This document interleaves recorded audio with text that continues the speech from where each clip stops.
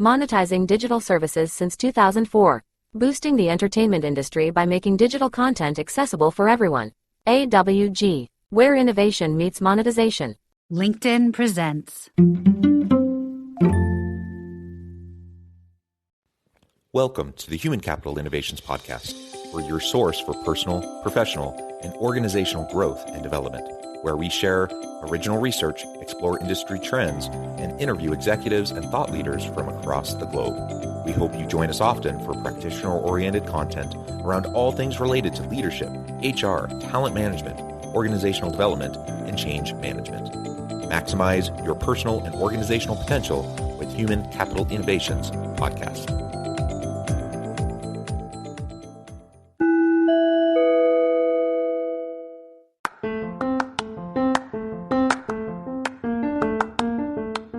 If you enjoy the Human Capital Innovations Podcast, enjoy ad-free listening by going to the Patreon page, and please consider contributing even at the producer or sponsorship level. And please leave a review. Thank you for your support.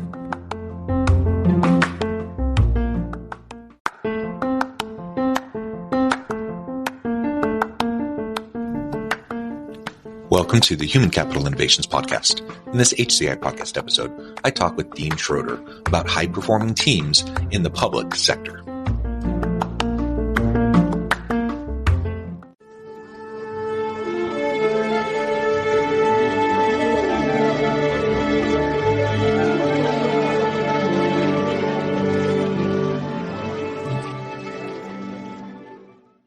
Dean Schroeder, welcome to the Human Capital Innovations Podcast. Thank you very much. It is a pleasure to be joining you today. You're joining us from Chicagoland. I'm south of Salt Lake City in Utah.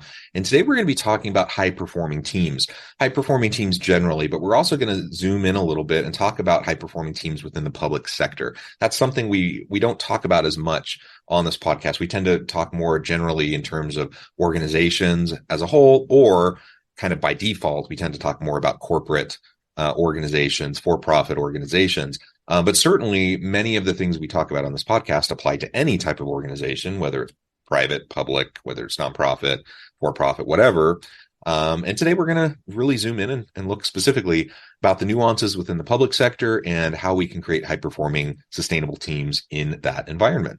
As we get started, I wanted to share Dean's bio with everybody. Dean Schroeder is an award-winning author, consultant, and academic. Dr. Schroeder has worked with organizations worldwide, led radical transformations at 4 companies, served on 4 corporate boards.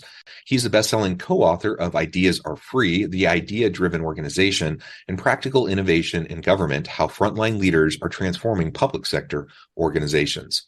Dr. Schroeder is a senior research professor at Valparaiso University, where he formerly served as an associate dean and founded the school's graduate programs in management. That's just a brief background. There's many more things I could share and highlight, but I'm going to turn it over to you. Anything else you would like to highlight from your background, your career, before we dive on into the conversation? That covers it. One of the most interesting things, though, is this book came about by accident. Our latest book on government came about by accident because we'd always focused on the public sector, private sector, but we started getting inquiries, and so we wanted to get to the bottom of what's different. And what we found is very interesting, because I think what we found in the public sector actually works in the private sector in ways we've never thought of. Very good. Why don't we start by just, for those who have never worked in the public sector, you may have stereotypes in your mind about like how government organizations work, or public universities, or whatever.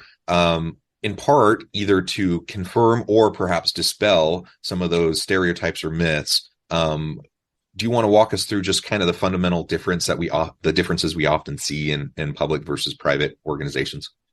Well, there are some common misperceptions. When I first, whenever we were working on it, and we shared the idea that we're working on improvement in government, they said, "Boy, they can use it." There's an assumption that you work in government because you're lazy, you don't work hard. The old thing, driving down the street and seeing the street workers where there's 5 of them and one of them is actually working. What we found in the places we visited, we were in 77 different organizations, public sector organizations in 5 different countries. And we found very, very dedicated people that were really into their mission of serving the public, and very, very capable people. Some of the leaders and the managers we talked with were every bit as good as the best companies in the private sector. Now, granted, we took a select sample of high performers to look at, and then compared them with other people, other organizations in the government that were trying to do the same thing but didn't have the high performance. And we were looking at that difference. So most of the time was spent with these high performers. But let me tell you, these are dedicated people trying to do a good job. And the worst thing is they get put in situations where they can't. And that's management's problem, management's fault, administration's fault. But the people themselves are terrific. We ran into some of the best managers I've seen, public, private, anywhere. It was just a lot of fun doing this work. Yeah, well, thank you, and I'll share just by way of my background as it lends to this conversation. I'm a public sociologist. I have a PhD in sociology. I work on I do work in organizations in a business school, but I have a master's of public administration in addition to my PhD in sociology. And I have worked with a number of government agencies and nonprofits. And so I appreciate your highlighting this, because the reality is you have great people in nonprofits and for-profits and public sector and private sector. You have not so great people in all of those places too. Like a lot of those stereotypes are just that. They're stereotypes, and they don't always hold up. What I've also found, and one of the strands of research that I've done as an academic, is in public service motivation, and the meaning and the purpose and the driving motivation behind why many people get into the public sector is very powerful. And they may be doing it, they often are doing it for reasons that are much different than someone who's trying to, really make a name for themselves, make a lot of money, retire early or whatever in the public sector, in the private sector. There's a lot of real value around meaning and purpose and making a contribution to society and giving back. And people are willing to put up with the frustrations that sometimes occur. They're willing to put up with lower pay. They're willing to put up with a lot because they buy into the mission, the values, the purpose. And so it's important to highlight that, because sometimes I think we shortchange people who are in the public sector. Okay. I think you probably have found in your work that there's a belief that you need to wave some sort of extrinsic reward in front of them, and then they'll, like Pavlov's dog, go for it. Well, the opposite is true. What they want is you respect them, you listen to their ideas, you let them implement their ideas. That's all the motivation you really need, is having them see the impact they're making, because that's why they got into business in the first place. Sometimes you have to overcome what we call learned helplessness, which I'm sure you're well familiar with, where because they've been beaten down and told no so many times, that it's hard to get them to step forward and take that risk, to innovate, to change, to make improvements, even minor ones. But once you overcome that, it's amazing what you can accomplish. We've got stories of units that quadrupled their productivity over just a couple of years by just unleashing the power of the people in the front lines, their creativity, their ideas, and just and little things. That's the other thing that people don't understand. People think, oh, I got to change government. Oh my gosh, that's a huge, unfathomable thing. You got to make all these changes. Actually, the funny thing is we found that small incremental changes that can be done at the frontline level were much more effective at organizational transformation than stuff being pushed from the top. You think about it for a second. And what's the biggest problem with government management and government? Well, there's bureaucracy. There's leadership is changing on a regular basis. Top leadership is changing on a regular basis. You've got all sorts of rules and regulations you got to follow. You've got shared power. It's a mess. So when you try to get something significantly done where you have to work across units, about the time you finally get it arranged, then you have a change in regime. and it goes out the window. So it's very, very difficult in government to make those larger changes that we think are important. Matter of fact, what we found is over 80% of the improvement is actually at the frontline level. Things that fly under that bureaucratic radar, things that save 5 minutes. 5 minutes in a process.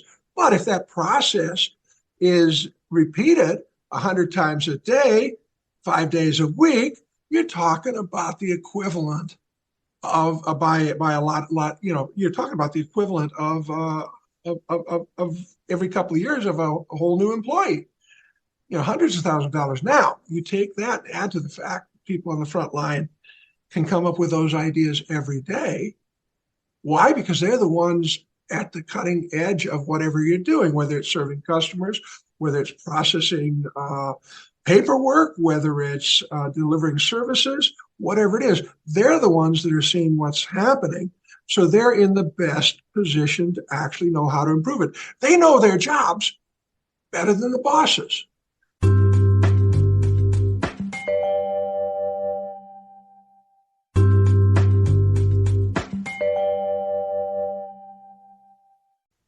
Matter of fact, one of the most interesting stories we ran into was by a city manager, the top level civil servant, so to speak, in a community in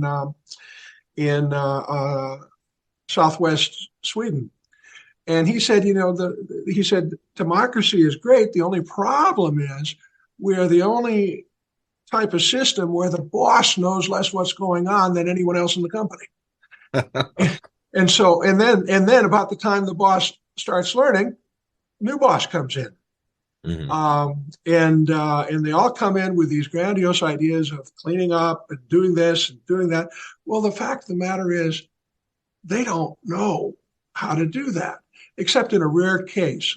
One of the cases we ran into that was absolutely fascinating was Michael Hancock, the mayor of Denver. And Michael had been on the county council or on the city council for a number of years, and he knew where change had to be originated if it was going to work. And what he said is the frontline folks. So he came in with the whole idea of holding his managers accountable for improvements, but training and empowering the people at the bottom of the organization to make improvements. By golly, some of the things he accomplished were really quite impressive. But the irony is they fly under the radar screen because what happens? You don't, the big dramatic things everyone sees, that's the change they don't see. But if all of a sudden you don't have to wait 2 hours in line at the Department of Motor Vehicle for a new license, and you get in and you get out, what do you think? My gosh, I was lucky. But what you don't look at is that was created by a lot of people finding better ways to do their job faster, easier, more efficiently. And then you don't even think of how much that saves our society in terms of. Can I just Sure. I'm sorry. I'm rolling. On that. No, there's a lot there that I want to touch on. But you just mentioned the DMV. Just recently, I had to, it was 10 years. I had to go back. I had to renew my license in person. And it's that dreaded moment where I realize I have to go to the DMV and I don't want to go. And my goodness, if it wasn't the most pleasurable kind of experience that I'd ever had, I don't know. They had completely changed the way things worked from the last time I'd gone to the DMV. I was in and out within 5 minutes. It was wonderful. It was such a breath of fresh air. It was such a surprise. To your point, I mean, multiply my reaction times thousands of other people that are going through that, and the amount of impact that has, not just in terms of efficiency for the DMV itself, but in terms of, think about opportunity cost in relation to me missing work because I have to spend an hour in line at the DMV, and now I'm back at work. Multiply that by thousands of people. So just the societal benefit, as you were describing, I think is really important. Something else that you've highlighted that I think is really important to just double click on is that frontline worker, the bottom up approach. Now, I'm always an advocate for anytime you can to have support from the top. So if you're doing stuff and you can have support from the top down as well as from the bottom up, and you can get middle management on board, that's the best of every world probably. But we all know that rarely happens. And one of the challenges, as you said, with leaders who are kind of turning over every time you have a new administration or whatever, it becomes challenging. And so empowering your people from the bottom up, frontline workers, to feel empowered to just do the common sense things that make sense to improve the employee experience, to improve the customer experience, to make things better, to be more efficient. That goes such a long way. And that's where you get to those 4X kind of improvements on efficiencies and productivity in a relatively short amount of time. So I'm imagining, as you're talking about this, some of these high performing government units that would rival anything that you would ever see in the private sector, right? Absolutely. The best performers probably outpaced the private sector because they were coming from so far behind. But they were run as well, as professionally, as progressively as anything we've seen in the private sector. And we've spent a lot of time around the world doing research for our various books.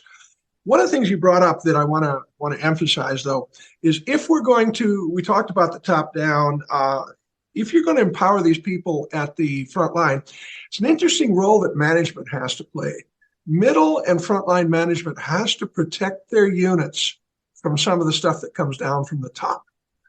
And so it's an interesting thing. I did a study on middle management a while ago where interviewed high-performing middle managers, and one of the strongest themes was you've got to know how to protect your people so that they can do their job, so they can make the improvements, so they can get things better, and so you're managing up and you're shielding them, and that's the big thing. We ran into some amazing stories on how that was done. And one of my favorites is New Brunswick, the province of New Brunswick, which is probably one of the more progressive units, in a wide sense in terms of continuous improvement, and lean, and improvement. They do an excellent job. But the person that ran was sort of the middle manager that was sort of responsible for all of this and promoting it, was extremely effective at surviving the program, surviving administration changes. New regime would come in, new agenda. What she would do is she'd aggressively embrace that new agenda, sit down with them, show how they could use their continuous improvement program to implement it. And it was kind of interesting because whether it was Liberal Democrats or the Tories, whoever came in, the Liberal Democrats say, we need jobs. We need more jobs. We need good jobs. The Tories would come in and say, no, it's not jobs. We need to support small business. Come on, give me a break. You support small business, they create jobs. It's one hand versus the other. So basically, she was very effective at keeping everything on the improvement vein, just twisting the metrics, shifting the metrics just enough so they really didn't change, but they allowed the new regime, the new set of politicians, to claim that that's what they were working on, because they were. And so that was just kind of funny how some of this works out if you can protect yourself. But nobody's going to complain. We found in our study we had roughly an equal amount of Democrats as Republicans. And all you had to do was be interested in improving, and know how improvement was done at the bottom level. And you get a lot done, but it's just not as visible. That's the problem. So as I'm thinking about this, I'm wondering, obviously the contexts are different. You have a different dynamic, but just like you have turnover in public sector, and let me also just step back for a moment and recognize when we're talking about public sector, there's a lot of layers there, right? So we've been kind of alluding to federal government, but that's one layer. You have municipal, city, county, state, you have regional stuff, you have regulatory agencies, you have all sorts of things, right? That fall in the public sector sphere. And we've been probably highlighting things that seem more federal government kind of public sector. But the reality is what we've been talking about really applies to any of those areas. And I'm wondering if there's, things, ahas that came from your research and from putting together your book, any examples of where these government organizations really have things to teach and share with the private sector. Like, what can the private sector learn from the public sector? Because we often look at it the other way around.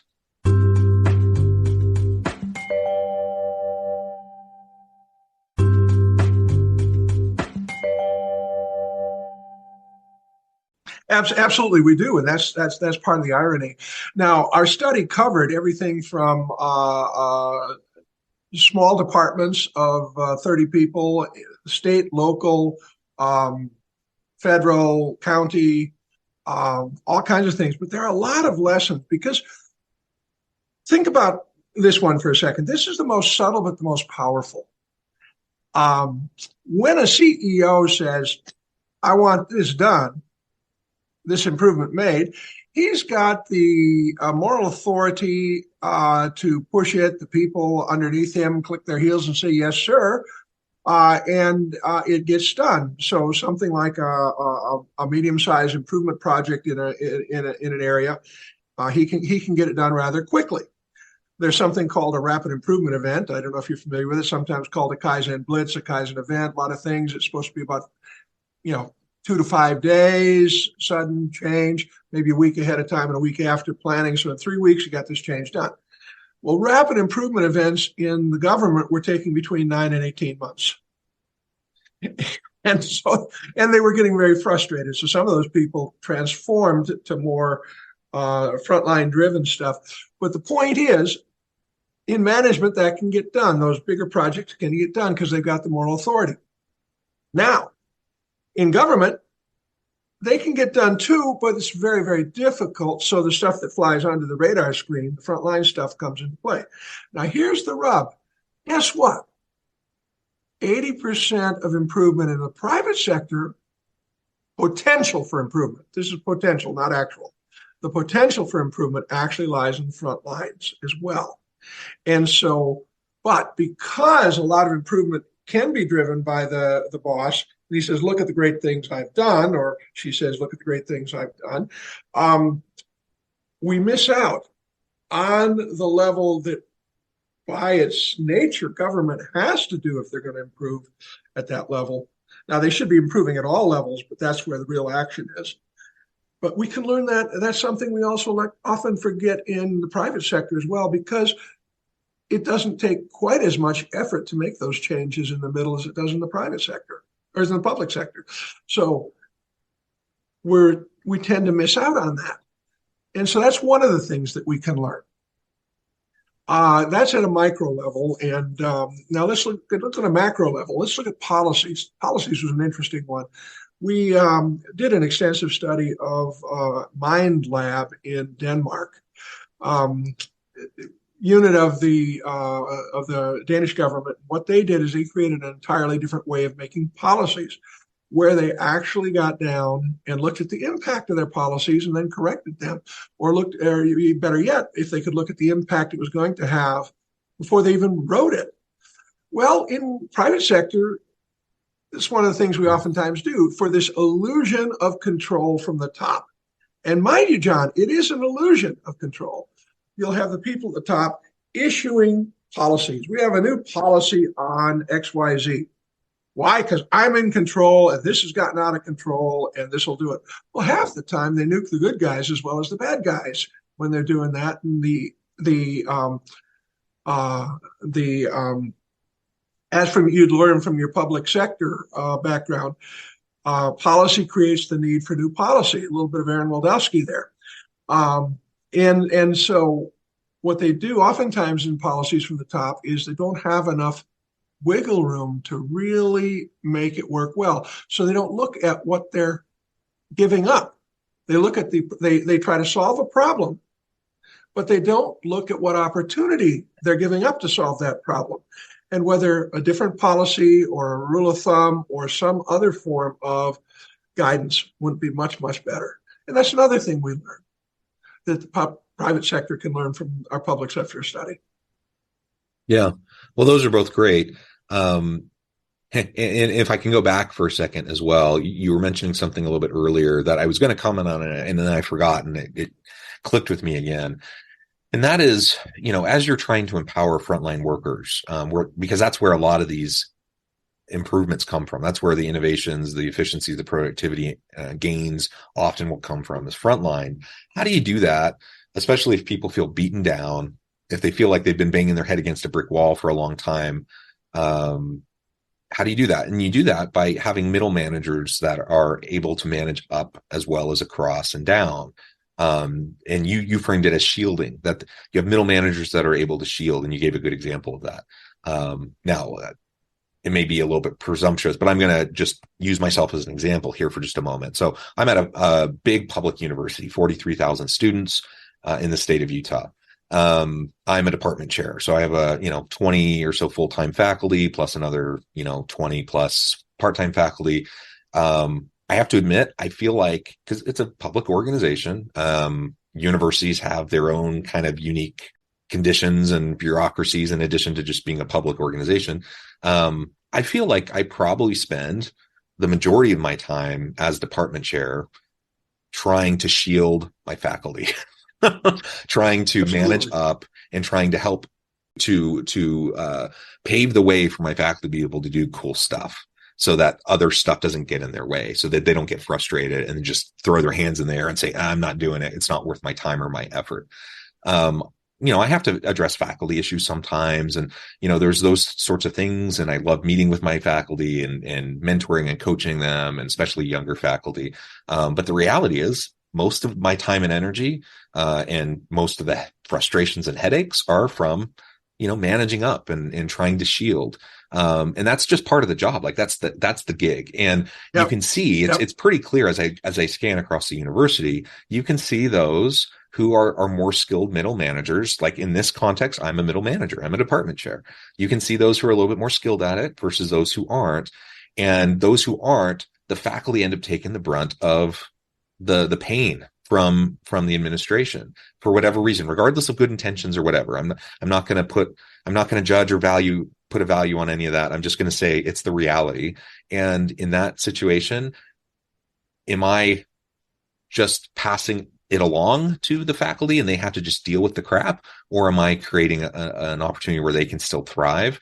That's the question. And when you're in any environment, any organization, whether it's public, private, for-profit, nonprofit, whatever, when you have leaders that can help to pave the way, to empower you to do great work, that's when great things happen.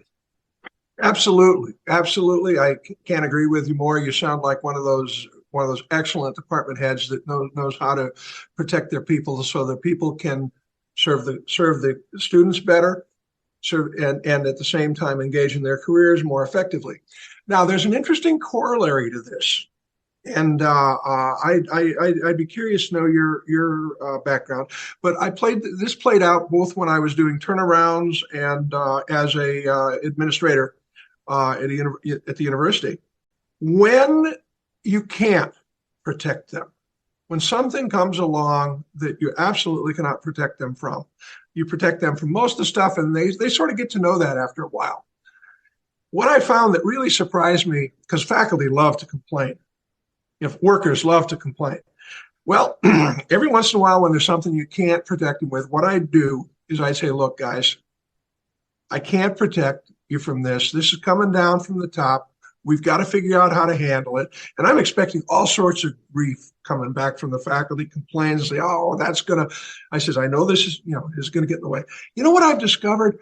When they understand that you protect them from a lot of the stuff, I've been surprised how they step up with creative ways of addressing these issues themselves without complaining, and just get right down to work and get her done.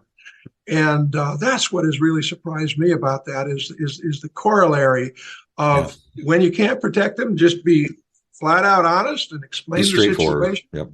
And I've really been surprised at how, whether it's frontline people, and I used to do turnarounds and be engaged with a lot of frontline people in turnarounds and organizational transformations. I've been stunned at how understanding they are and how supportive they are if you've done your job and you let them and you be honest with them. Yeah, well said. Dean, this has just been a really great conversation. I know at the time I need to let you go here in just a moment, but before we wrap things up for today, I wanted to give you a chance to share with the audience how they can connect with you, find out more about your work, and then give us the final word on the topic for today. Sure. You can always get me at my website. The title of my latest book is Practical Innovation in Government, which is available on Amazon. If you just want to ask a question, just go on my website and click through and ask a question, and I'll gladly answer it. And if it's more than just a quick email answer, we'll set up a phone call. Dean, it has been a pleasure. I encourage the audience to reach out, get connected, find out more about what Dean can do for you. Check out the book. And as always, I hope everyone can stay healthy and safe. They can find meaning and purpose at work each and every day. And I hope you all have a great week. Do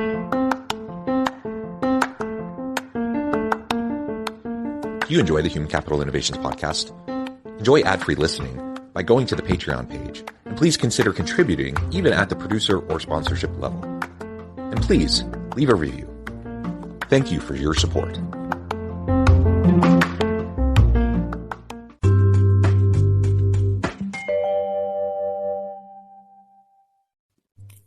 Thanks again for joining us for this episode of the Human Capital Innovations Podcast. I hope you stay healthy and safe and that you have a great week.